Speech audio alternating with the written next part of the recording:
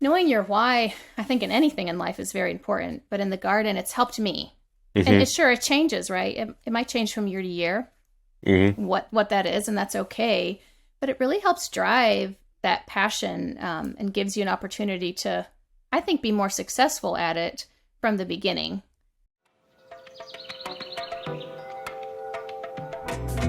Have you ever wanted to move out of the city and get into the country? I feel like most of you listening probably have that dream. I've certainly had it in my past and potentially my future as well. And today we have someone who's actually done it. We have Annette Thurmon on the show of Azure Farm. You live with your husband Jared and daughter Ava in a small town, Adairsville, Georgia. Is that how Yeah, you pronounce it? that's right. Okay, cool. So how did your journey begin? I feel like I've seen you a lot lately on my feed explaining different breeds of animals, like different breeds of chickens. As I've gotten into Yep. chickens, I'm like, oh, it is really nice to have like a little profile of each breed and what you might expect from their personality and stuff. So it's great to have you on the show. I love that. Thank you so much for having me. Probably would have never pictured myself talking or explaining chickens to anyone. That's not that's not what I guess envisioned for my life. I started off. I did nursing in college and worked as a nurse for a long time, which I actually did love.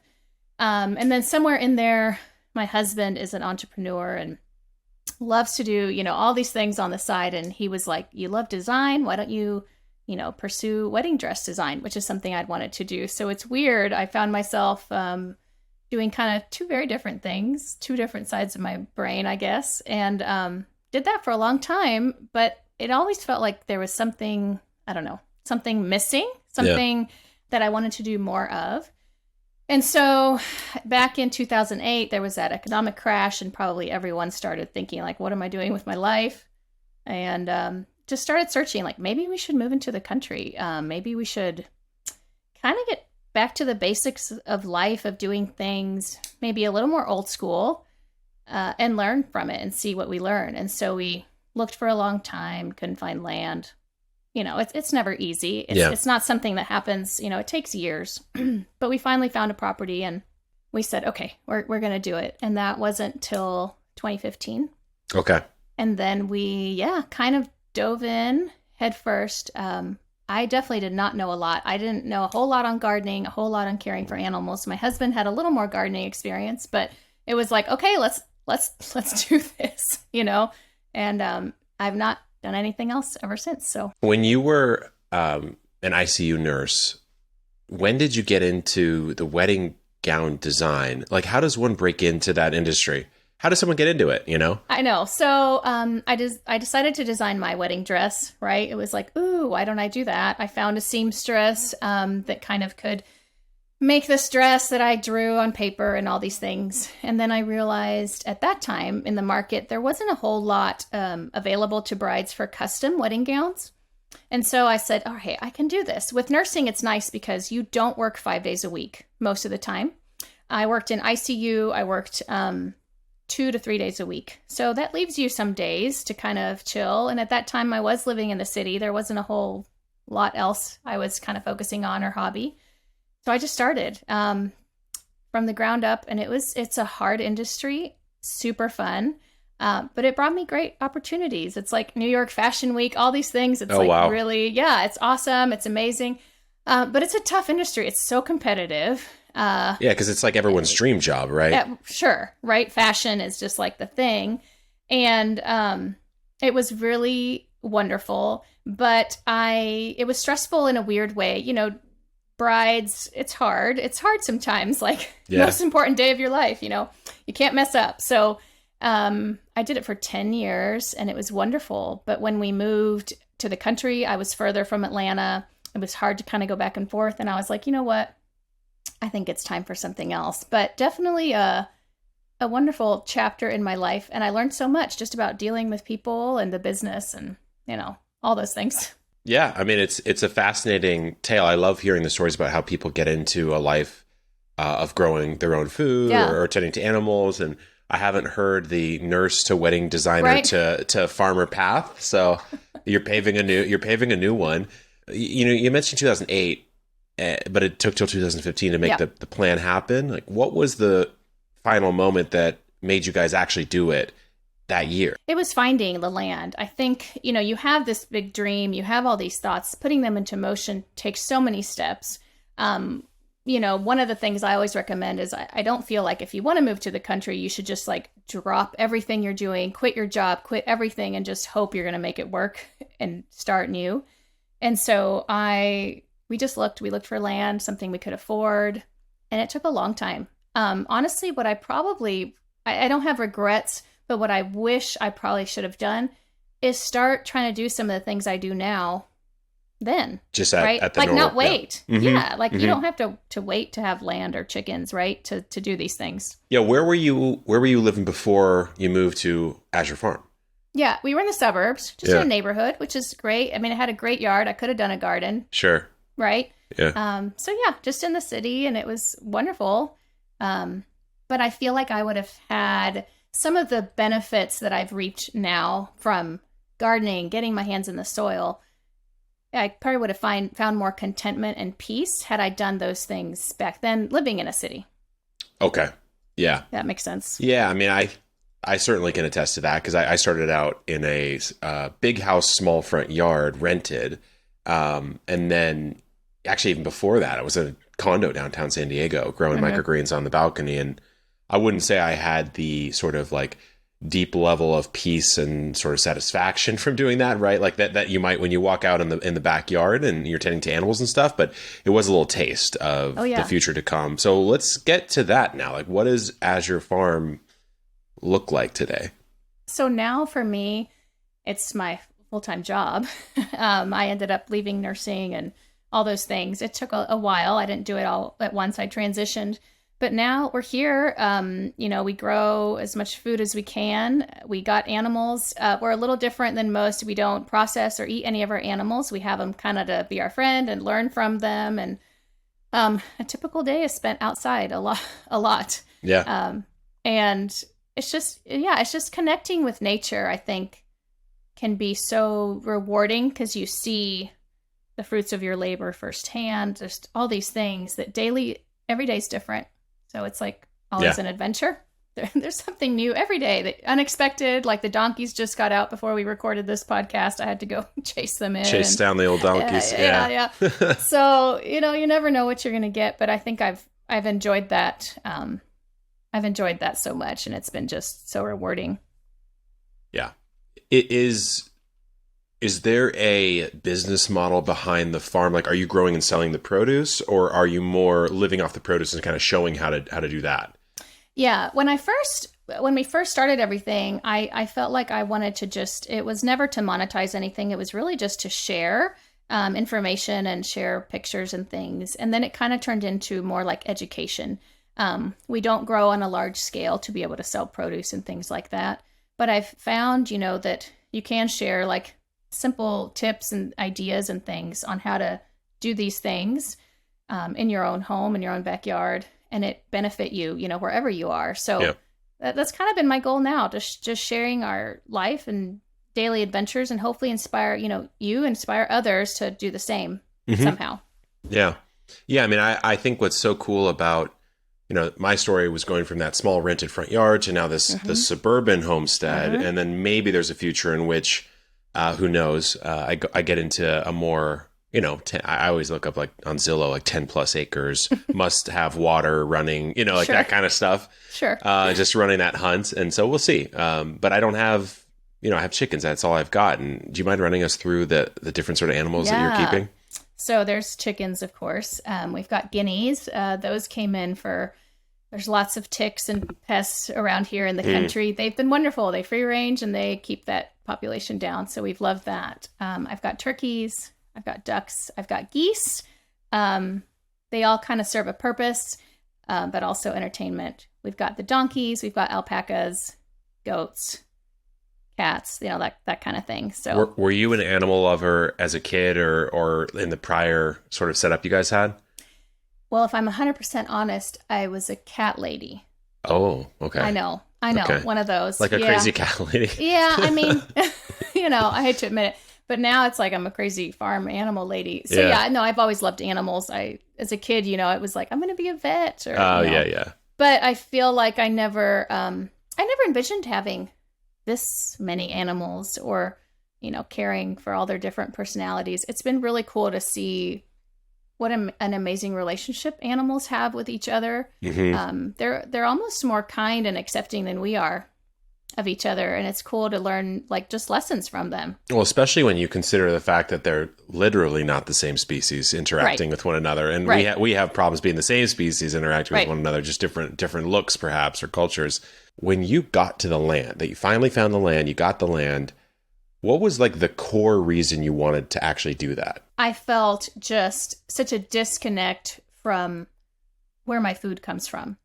It's kind of like, you go to the grocery store, you get this food, you make it at home, but like, where does it come from? How far has it traveled? Is it healthy for me? And moving to the country was just kind of like an opportunity to just reset and say, you know what, maybe we can grow our own food and then know where our food comes from and what's actually in it, and, really reap those benefits of the health, the vitamins and minerals that are in that food, because you just literally harvested it 30 minutes ago and now you're eating it. And so it was really just like, for me, it was for probably the health benefits was the main reason. But I didn't know a whole lot about it. So it was just diving in and seeing what would happen. For me, I think it was the science angle, I guess, at the start, because I was growing hydroponically. And so I was like, like, how does the light impact the plant? How do the nutrients, speed up or slow down the growth and all that? And then, because I was like 22 or 3 or 4 or something like that. And so I wasn't, Mr. I need to care about what I put in my body, like all that stuff. I was just slamming burritos and stuff. So it was mostly for the sort of intrigue of growing as I've gotten older and also more developed in the land. And my experience, it's been the freshness of the food, hard to beat that, hard to beat just the variety and quality. So like I can't buy a lot of what I grow anymore, unless I want to pay, $42 an ounce, right, for some of this stuff. And so to me, that's been a big part of it. I think for a lot of people, it's important to kind of just know what your why is behind you want to garden, because a lot of times, you might just see someone's garden and it's just amazing and wonderful. And you're like, I want to do that. And you go all in, but then it's overwhelming and there's just so much to do. And you're like, why am I doing this? And so having a why, is it you want to increase your food diversity? Is it for health? Is it to be more, self-sustainable? All those things. Knowing your why, I think in anything in life is very important. But in the garden, it's helped me. And it changes, right? It might change from year to year, what that is, and that's okay. But it really helps drive that passion and gives you an opportunity to, I think, be more successful at it from the beginning. Hopefully. Yeah, I've tried to identify, because like our mission is teach the world to grow. But there's so many different types of people out there that you have to figure out every sort of avenue into the craft possible. Because some people, like an early version of me, wouldn't have cared if you said, oh, hey, your soil health is actually dead and you need to regenerate the soil health. I'm like, I don't care. And someone else, like Jacques on our team, he grows for flavor primarily. So he cares mostly that aesthetics don't matter that much. Obviously, the garden sort of landscape is beautiful and he appreciates that, but he'll take a sort of boring looking tomato that tastes amazing over maybe Brad's Atomic Grape or one of these more fanciful varieties. So everyone has their own in, and I've tried to identify, like, I don't know, there must be about a dozen different ways that someone can get into it these days. Which is awesome, because you don't have to do it for just one reason. And maybe, like you said, the reason you started it changes and evolves. And I love how you were brought in by like the science of it. I think that's really cool, because that's probably not something people get into at first at all. That's like maybe later on they're like, well, how does this actually work? Usually it's, I want to grow my own food, or it tastes better, because it definitely does taste better. Mental health, right? Yeah, like getting your hands in the soil, getting those, like that bacteria, it helps your depression, it lifts your mood, all these things, But I like the science of it. I think that's fun. It worked for you, right? It worked for me. Find what works for you. Yeah, for me, it was interesting. It's actually surprising when I look back at my childhood that I didn't get into it then, because back then I was collecting bugs.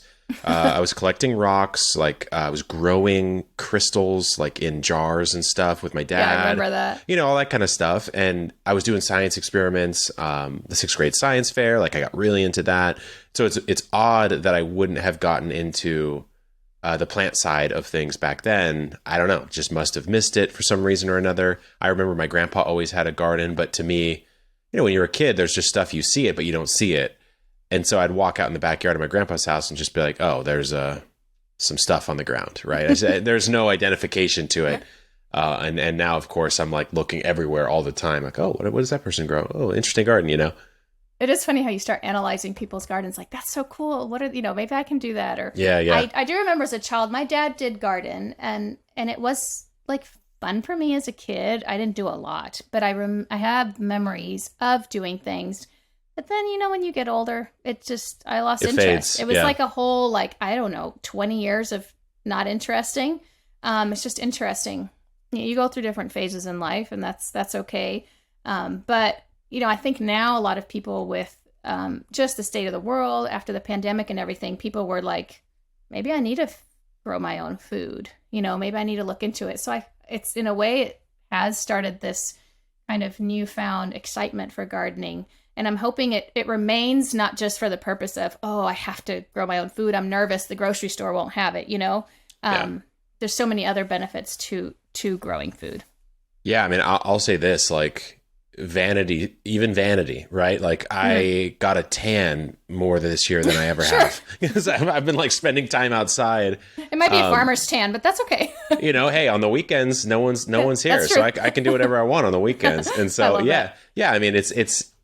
But I mean, that's sort of silly, but at the same time, not like the sun on your skin, verifiably improving your health. Obviously, be safe about it. Way more steps in the day, eat way easier to hit the sort of magical 10,000 steps. I don't know how much I believe in that, but regardless, walking is good, right? Yes. Interacting with plants, with soil. If someone, you work with a lot of people who are trying to get into this, right? Like what are some of the things that you found kind of flip the light switch on for people? Because I agree with you. Like sometimes I have a friend who has not cared about it the whole time I've been doing epic gardening, right? All of a sudden, 2 or 3 life things change. In this particular case, it was bought a home, had a kid, the combo, right? And all of a sudden blowing up the text. Like, hey, what's going on with this? What's going on? And I'm like, oh, here you are, Now you enjoy it. I think a lot of people, there are life events that make you change and want to do it. I found a lot of people saw someone else doing it or tasted something someone else grew and thought, this is delicious. Because I really feel like when you try something that's homegrown, there's just such an actual just experience, I think, that's different than if you buy the tomato from the store versus the one you grew at home. That people are like, can I do this? And I think it's really scary at first because it seems overwhelming. Because you see people with these huge gardens and doing so many things that I think it seems overwhelming, but you're like, you know what, I'm going to do this. And you're never too old to start. I think, I've done so many different random things in my life. Yeah. It's like, I waited till I'm not saying I'm old. I waited till I was in my 30s to start something completely different and completely change my career, my life. You can do that at any time. You're a triple threat now, right? The nurse, the designer, and the farmer. I don't know what that means. You've done 3 different things, So if anyone, I'm trying to imagine like some very specific scenario where like all 3 skills somehow come into play at one time. Someday it will happen. Yeah, it's going to happen. The call will come in, But no, I think that's most definitely true. So just out of curiosity, like what was on the property when you started? Yeah, so on the property, there was a well, which was amazing. Nice. That was kind of one of our criteria when we were looking for a layout. It's, can we find somewhere that has a well and that it's good water? So once we tested it, we were like, yay. So we had a well and there was a barn and a septic tank. So that's it. No other basic infrastructure. Things. Yeah. Yes. And so to kind of plan, where a garden goes, it was overwhelming. You got to really know, where does the light hit? How much sunlight is there per day for the area you're thinking you might want to put your garden in? So there was just all these things that we kind of had to think about and look into, but we were wanting to like dream big, all right, if we're going to be here, a while, and let's say money was no object, what would we do? And so we started just planning, and our priority at first was put in fruit trees. We felt like those take the longest to really get established, to start producing and all those things. And so before we really did anything else, we put in fruit trees and then kind of continued in motion. But yeah. How many acres or square footage are you growing on right now, property-wise? So now we've got like 26 raised beds in a space. So I'm probably the worst at answering. My husband could probably tell you exact square footage, but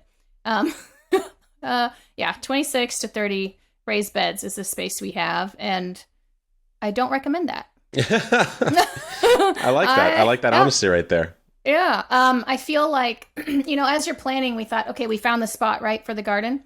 And it was like, let's, put in the garden beds. Let's start doing this. They're like 12 by 4 beds. They're long beds. Yeah. And, we were like, let's do it. Let's put it all in. Well, now you're, left with this gigantic space that I didn't really know exactly what I was going to do. So, having a plan is good and dreaming it out is good, but there's ways to go around it. What did you start with? I started with so we're on 13,000 square feet. The house is like 1,000. And then there's like driveway and stuff like that. Yeah. So I would say plantable space theoretically would have been like, I don't know, 11 of the 13, but it was all just bare. Right. And so, when I first got there, I was like, okay, I don't have it was a flipped home. So it was like cleaned up, but it wasn't anywhere near what it probably needed to be. So to me, I dreamt very big. I was like, okay, blank canvas. What could I put on here? I want a shed. I want a chicken coop. I want solar on the roof that goes, I want all my appliances ideally to be electric. I would like to have a water feature at some point in time. I definitely want an orchard. Like that was one of the first things I put in, because obviously it takes a while for those to grow. But I will say, I think I did a okay job planning. I wouldn't give myself an A+ or an A. I'd probably say C+ to B-, because some of the choices are really obvious. Like the garden shed goes next to the fence line, somewhat close to the home. Like that kind of made sense to me. And so I could kind of put one little puzzle piece down and then like build around and off of that. But what ended up happening with a lot of the stuff we did is I had to run, rainwater capture piping or electrical lines or, lighting lines through projects that I had already built. So I had to sort of unbuild them and then rebuild them or whatever. I don't know if you ran into any of that, but I certainly did. So that's actually one of the main things I would say when you're dreaming big and planning, it's so important. Where will your water lines and your electrical lines go? Or if you're doing rainwater, all those things. I think we didn't dream big enough. We didn't plan enough. And so we started putting things in the pathway of where we needed to do lines. And it was quite a nightmare, actually, later on, trying to, first of all, make sure we didn't cut electrical lines while we were putting in structures. Yeah. And it just made it harder. And so that's why I'm such an advocate of, make sure you try to plan and have phases on how you will do things. Yeah. Because it'll just help you so much. Save time and money, because these things cost money, and then you're like, oh no, I have to, like you said, rip that up. It costs money to redo it. Oh yeah, I mean, if you nick a pipe or electrical line, I mean, a pipe maybe not such a big deal, depends on the type of pipe, but electric that could just be straight up dangerous. I mean, for us, or for me, what happened is when I moved in, there was, I believe, 7 types of fencing on the property based on, whether it was in my property or on the borders or in the front or the back, whatever. So I was like, okay, well, I'm going to get a new fence put in that's like modular. It's called slip fence. You can, you put the posts in, nice aluminum posts, and then you can like slide in boards. So if you don't have to like rebuild the fence. If a board goes bad, you can pull them all out, flop it back in. So I was like, okay, I'm so smart. Like we have the whole property line done now. And, the fence had a gate between the front and the backyard. Lo and behold, the chicken coop was not installed yet. The greenhouse was not installed yet, nor was the pond. And the pond required like construction equipment to dig it out. And so we had to deconstruct the fence to at least part of it.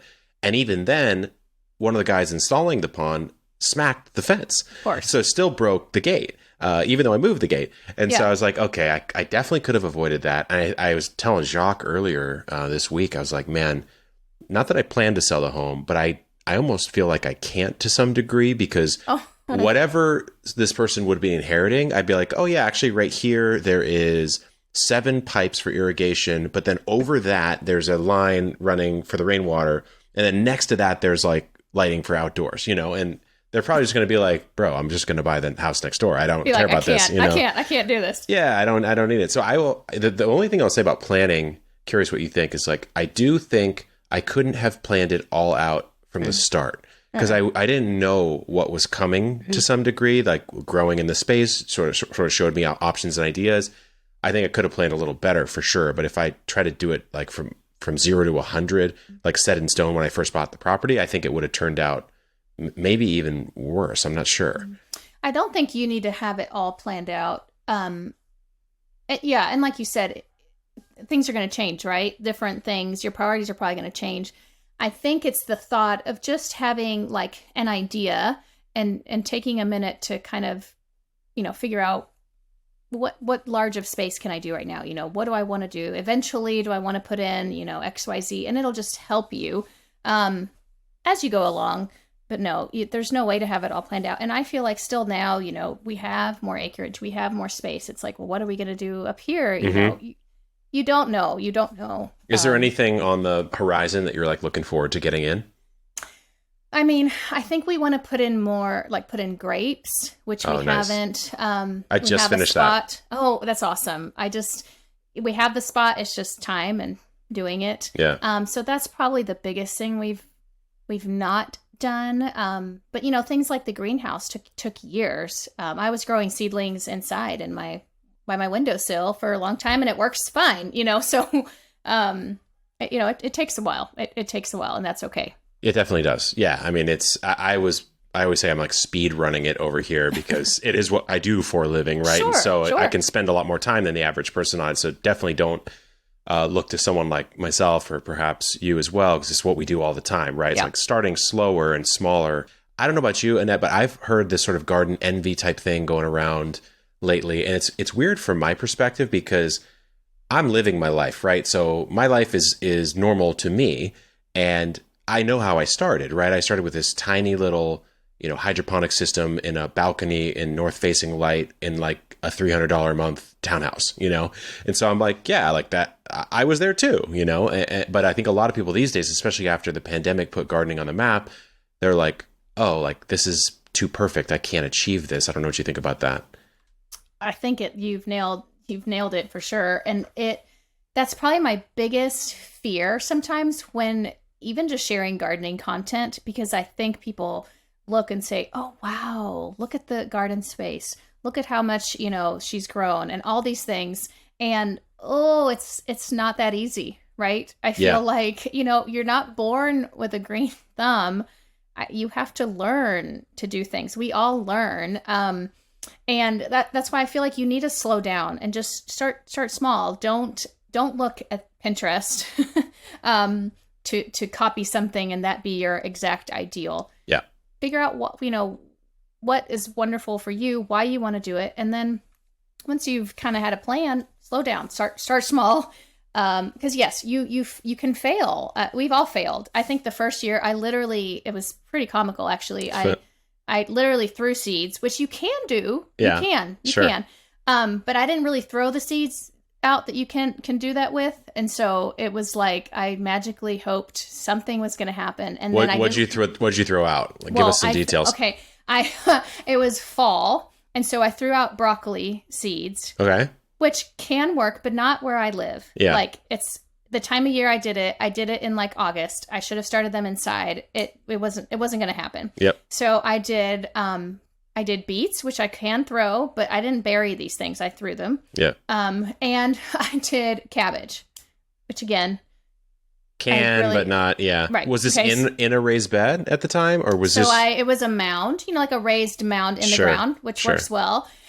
Where I think I failed the most, which was kind of funny, I didn't look at the weather at all. Of course, yeah. And literally that evening, it was like the biggest downpour we have had. Yeah. And they all, they So there's a broccoli, down by the pond somewhere down. or something. Yeah. Yeah. Like I saw none of those seeds. They were swept away by the downpour. And I was like, oh, okay.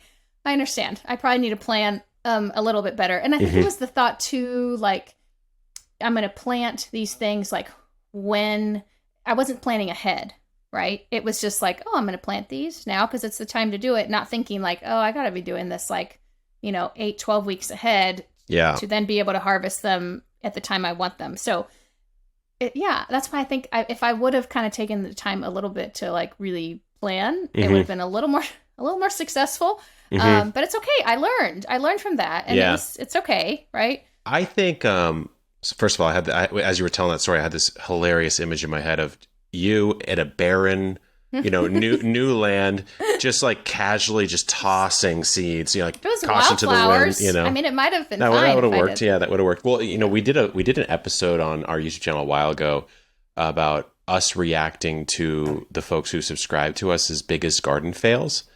And this obviously it's a lot of times it's a newer grower. And we've all done these things. Yeah. And this one woman, we were crying, laughing. She had blossom end rot on her tomatoes, and she looked it up. To her credit, she's like, "Oh, well, it stems from a calcium deficiency," and but also she's like, "Oh, it could also have to do with watering." So she got both of the sort of reasons, right?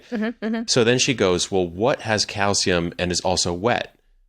Milk." Oh no! And she lived in Ohio, and this is peak summer. So she said she goes to the store, she buys 6 gallons of milk, like 6 gallons. That's a lot for anyone. Like you'd have to be a family of 12 to like afford, And then she poured 2/3 a gallon on each plant.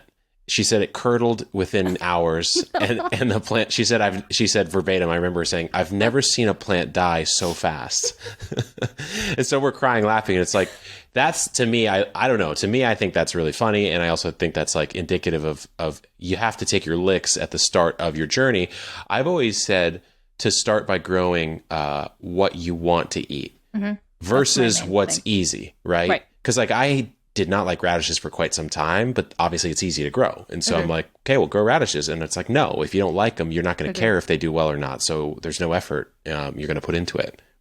100% grow what you like to eat because, right. Like, I think people do like rainbow chard. I like it, but it's like, there's, some people don't like it at all. It looks pretty, it looks pretty in pictures, but it's like, some people like okra. It's easy. It's prolific. But maybe you don't like okra. Don't grow okra. So it's, assess, I like to tell people, assess like, what do you normally go buy at the grocery store that's fresh, that can grow in your zone? Take the time to look up, what zone are you in? What can you even grow? I'm super jealous of your zone. I'm just going to tell you. Yeah. Well, what are you? I'm 7B. That's not bad. It's not bad, but I can't have citrus. Yeah. I can't have all the, some of the things that would be amazing. In the greenhouse, possibly I would just have to have a lot of space. So, grow what you want to eat. And that is a wonderful place to start. Do you get hot enough, long enough to grow like really good sweet potatoes and okay, see, now that's what I'm jealous of, because sweet potatoes, I can pull them off. Don't get me wrong. Potatoes do way better here than sweet potatoes though. But the thing that I actually get pretty mad about is I've tried to grow peanuts multiple times. And I just get the most pathetic, like micro crop ever, And so there are some things that zone 10B can't pull off. And actually, I was sort of silly, and any brassica crop, any sort of cold loving crop, celery, these sort of mild, cool temperatures, evenly moist soil sort of situations, I finally figured out I literally have to grow it directly through the middle of winter. It's the only way. Okay. Because you dodge the cabbage aphids, cabbage loopers, that kind of stuff, and you finally get cold enough temperatures at night specifically that they'll want. They'll actually work. Yeah. It's so like, I guess the point I'm getting at there, and it sounds like you are too, is like take your lumps early on, but keep yourself motivated by growing stuff you actually want to eat, and inspire yourself with a vision of the garden that actually is going to keep you going versus like, a couple things, whatever. just some random, Here's what I'm going to grow. I mean, I feel like I'm from the South, right? So tomatoes are like a big thing, Yeah. And they do pretty well. You can grow those in a small space. So I always say, if you're in the South, if you're out here, sure. But are they the easiest? Maybe not. There could be a lot of variables. We get really hot and humid, like really, hot So and you're getting humid. you're getting a bunch of like bacterial disease on them. You can. I feel like for me, soil is our like number one here. And I Hmm. feel like because we focus so much on our soil and making our soil healthy, we've not dealt with a lot of the issues you normally would. But it's definitely a problem. So knowing, kind of your climate and all those things can really also help you be successful, and have something that actually can grow Yeah. and not just like a vision. Is there like a holy grail crop that you wish you could grow, you just haven't been able to pull off yet? So I haven't started on asparagus. I would like to, and I Okay. just haven't done it. Mostly for like space of where I would put it because it's going to take so long and it's going to be there. Um, I feel like because I truly stick to the grow only, what you eat rule, there's not a lot of like super unique things I've experimented with, Sure. right? Okay. So now as I'm starting to, like this year, I'm growing loofahs. So I'm excited about that. Nice. So that Nice. was something that like I'm not eating obviously, but I was like, that's something different. I'm going to dedicate the space and time You could to do try to that eat because them it's though. unique. Yeah, I've heard that, You but could eat them I'm like, young. It's a Filipino thing. Yeah. so, It's possible. But yeah, no, yeah, I started growing. That's so funny because that it just highlights how different everyone is, right? Like I started out growing weird stuff just because it's weird. yeah, It's just because it's weird. I've got coffee going right now. I got vanilla going, I passion love that. fruit. I've got obviously the loofah. We grew our own wheat and turned it into bread. That's amazing. So all this sort of random stuff, and I put all the basics sort of sometimes on baseline. Like some years I'll go crazy with tomatoes. Like I think one year I did Hmm. 20 varieties. Cool. Another year I did 60 of peppers, but then this year I have like five, Yeah. and so I kind of like expand, contract. And to me, that's the fun part about it. But it just kind of shows those of you listening, like there's a million different approaches. Whichever one calls to you the most is probably the string Mhm. to tug on to keep yourself going. And as a kid, like you mentioned, like the 20-year gap before you got back into it. So how has it impacted your life? You've been on the farm for what, 8 years now? I feel like now it's such a big part of who I am. It's so weird to think I had a life without it. But now that I'm in it, I think the main thing that has happened is that gardening and the outdoors has permeated like every aspect of my life. So I'm here all the time. I'm outside. I'm working. I have my daughter with me all the time. And so it's kind of turned into how can I make this be the thing for our family and how do we bring nature inside into all we do? And that's been just so fun. Yeah, Of course you can say the easiest way is probably harvesting food and, cooking it, right? That's sure, like an sure. easy way to experience it. But it's like, what else can we do? Can you go to the garden and just sit one day and draw flowers you're seeing? Even if you're not big into art, why not try? You're spending time outside, you're seeing beautiful colors. You're maybe teaching like your kid to pull weeds along with you and show them the difference between don't pull this one, although they Yeah, will. yeah, They yeah, will. You're going to lose something for sure. They're going to pull yeah. something like right when it was ready and you were so excited, they're going to pull it. But it's just weaving the garden into your life is such a rewarding thing. Here's a question I have. I don't even know what I think about this. I don't have kids, first of all, but you mentioned that your dad had a garden when you were Mhm. growing up. You participated in that. You lost interest in it, and now you came back to it, what, 20 Mhm. years later? So, what do you think is going to happen to your kids? Do you think that same pattern will repeat, or will there be some sort of hook where they like get it from an early age and it never leaves them? So I feel like selfishly, I want there to be a hook, right? I Sure. want there because it's my thing. Yeah. I want it to be her thing. Are we all different? Yes. Personalities are different. I've spoken with a lot of people kind of in the gardening community and just like homesteading community in general that actually did address this. Like, hey, my kid is now, in their 20s. They have no interest in any of these things. How do I bring them back? Hmm. And I said, I think the way you can do that is just live your truth. I think the more you are excited about what you do, the more my daughter sees, like, I truly do love this lifestyle. It is something I love to do. It's not just something I share on social media, right? It's something when I, put my phone away, it's still something I'm out there doing and, harvesting. And the more I think it hopefully will continue to draw her in because she sees those benefits, and hopefully the people around me, right, Yeah. will do the same. I can't guarantee that, but that would be my hope. Yeah. Yeah. I mean, it feels like, what is the quote? I forget. It's like something like the best revenge is a well-lived life or something like that. Or it's kind of just getting at the point of like, you can't convert someone to do something. You can't. And so something that we've done at Epic, or I've tried to do it since the very early days, is never say, hey, you have to do this. You must try this. It's so, all I'm trying to do is be like, well, I think this is super cool. Here's the way in which I think it's cool. Perhaps it's a unique, approach compared to other people out there. And if that somehow attracts you, then there is a universe you can jump into. If not, then keep, playing video games or whatever. I know what that's like. I was addicted to video games, right? And so, I've thought about that a lot. I guess it's kind of the same. And we've talked with a bunch of farmers recently on the podcast, and we talked to this guy, Ty. He goes by Potato Ty on the internet. Awesome guy. But he was the same. Like, he's a 5th generation now potato farmer. He left, pursued a job in sales, and he's like, I'm never going back to the farm. Lo and behold, he's back. He's better than ever, and he's just bought more land. His name's on the mortgage, right? And so he's playing that game. With your family, like, what are some ways besides the cooking and eating, obviously, that you've involved like the whole family, maybe even the community? I mean, for us, I feel like, in harvesting, that's always a big deal. But this is kind of like a weird thing, but bringing nature in, like when you're decorating, when you're doing things like, I literally cut huge branches and put them in my house and hang them, and, like something to just inspire, like, hey, we don't need to go buy something from the store. We can go outside and see what, nature has for us today. And let's decorate with that.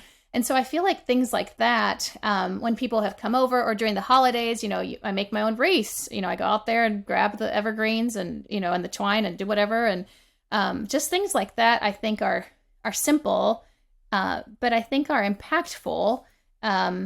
And just the things you remember. I think what I love about gardening is that you really do see the fruits of your labor. And so there's such a satisfaction that I think, maybe some of those other things I was doing in my life weren't quite filling. And so that's what you hope other people, my daughter, friends that come over, family, they'll see that. And that's why they get hooked, right? It's like, oh, that's so cool. You saw that from a seed, it grew, it turned into it's like, wow, that's just, there's not many things you can do every day in your life where you see progress from day to day in such a big way. Yeah, I actually totally agree. Something that I've started growing way more flowers. So this year is a big dahlia year. I love them. And so I think I planted like literally 60 types. Because we did something with flowerbulbs.com. So we got a bunch of dahlias, right? So anyways, where I'm going with this is I brought in, I'll cut dahlia bouquets. I'm not an arranger by any nature. Maybe I'll need some tips from a designer such as yourself, or my girlfriend will bring them in, or even like we bought this random, I think we like got a little ripped off, but we bought this we bought this vase from Living Spaces. It's like that old green glass or whatever. Oh, I love it. Yeah. It was one of those impulse buys.